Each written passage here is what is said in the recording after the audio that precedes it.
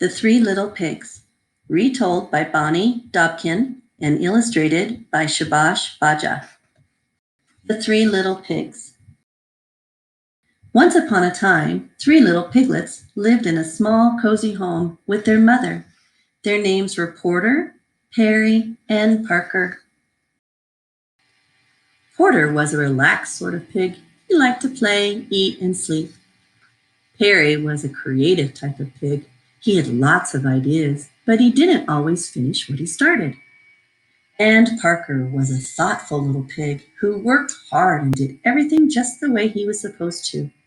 This kind of annoyed his two brothers.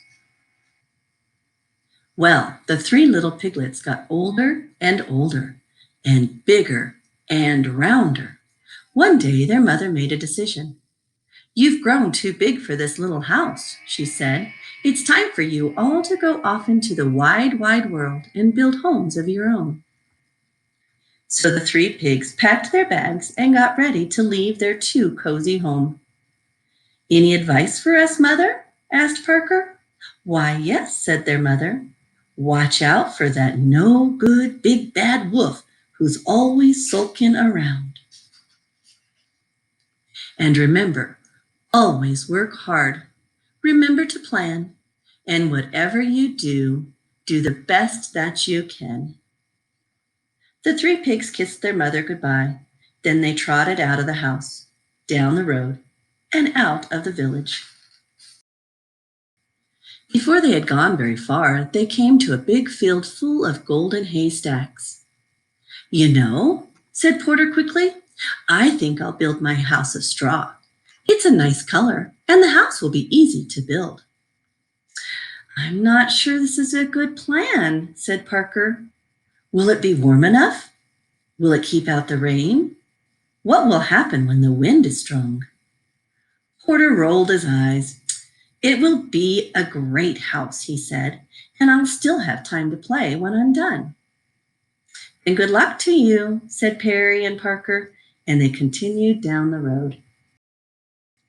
Soon Parker and Perry came to a shady grove of trees. "You know," said Perry, "I think I'll build my house of logs. Logs are strong, and I can paint them different colors." "That sounds like a good plan," said Parker, "if you finish what you start." "I will," said Perry, and he waved as Parker continued down the road. Perry stood and looked up at the trees. He said, "Cutting down those trees would take a long time. I'll just build my house from the sticks on the ground instead." And that's exactly what he did. Further down the road, Parker was busy planning his house. He bought bricks and stone and mortar for the walls. He bought strong oak planks for the doors. He worked on the house for days and days. But when he was done, he felt happy. "Mother would be proud," he said. "I worked hard and I made my house the best it could be." Now, what none of the pigs realized was that someone very bad knew that they had left their mother's house. And who do you think that someone was? Yes, it was that no good big bad wolf. First, the wolf went to Porter's house. He saw bundles of hay held together by rope, and he saw Porter Pig outside, napping in the sun. "Hello, Pig," said the wolf. Porter opened his eyes, squealed, and jumped to his feet. He ran into his house, pushed the door shut, and hid under his bed. Now," said the wolf, "I only want to have a chat." "Ha," said Porter, "I know a hungry wolf when I see one." "It really doesn't matter," said the wolf. Little pig, let me come in." "Are you kidding?" said Porter. "Not by the hair of my chinny chin chin." "Then I'll huff and I'll puff and I'll blow your house in." The wolf stepped back. Then he huffed and he puffed and he blew with all his might. The straw house flew apart. The wolf pounced, the pig bounced, but Porter squealed and ran. Said the wolf. "Unfortunate." The next day, the wolf decided to try again. He strolled down the road until he saw a flimsy house made of sticks and twigs. Perry was lying in a hammock outside. "Hello, my little piglet," said the wolf. Perry jumped up in fright. He ran inside his shaky house and pushed a dresser against the door. "Ha!"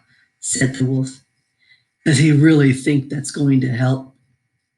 He cleared his throat. Little pig, let me come in." "No way," said Perry. "Not by the hair of my chinny chin chin." "Then I'll huff and I'll puff and I'll blow your house in." The wolf stepped back. He took 2 huffs, and he took 2 puffs, and then he blew with all his might. Sticks and twigs swirled in the air. The wolf pounced, the pig bounced, but Perry squealed and ran. "This just won't do," said the wolf. But the wolf knew there was still one more brother to visit. He strolled down the road until he saw a house made of stone and brick. Parker was digging in a garden outside. "Hello, friend pig," said the wolf. "Don't you friend pig me," said Parker. "Leave now, or you'll be sorry." "I doubt it," said the wolf. Parker went inside and slammed the door. The wolf heard 3 locks locking and 4 shutters slamming. He stood back. Little pig, let me come in." "Not by the hair of my chinny chin chin." "Then I'll huff and I'll puff and I'll blow your house in." "Go ahead and try," said Parker. The wolf huffed 3 times. He puffed 3 times, and then he blew with all his might. Nothing happened. "That's a surprise," said the wolf. Now he huffed 4 times, and he puffed 4 times, and he blew again with all his might. Still nothing. The wolf tried again and again and again. "This is not going at all the way I expected," he said. Finally, the wolf fell flat on his back, puffing and wheezing. He heard the shutter creak open. "I knew my house would stand up to that no-good wolf," said Parker. "I'm just glad he didn't think about coming down the chimney." The shutter slammed shut. "The chimney?" whispered the wolf, springing to his feet. "Of course." He sneaked to the side of the house and saw a pile of boxes stacked against the wall.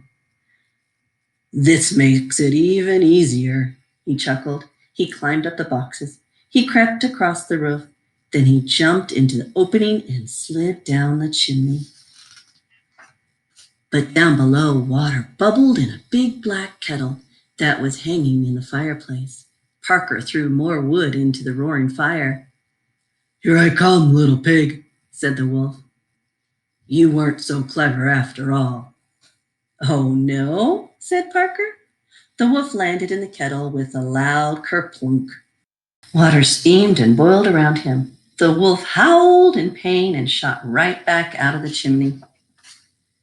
The water had boiled off half his fur. "Oh, no!" cried the wolf. He was so embarrassed that he left the country, never to be seen again. Porter and Perry moved in with their brother, and they lived happily ever after.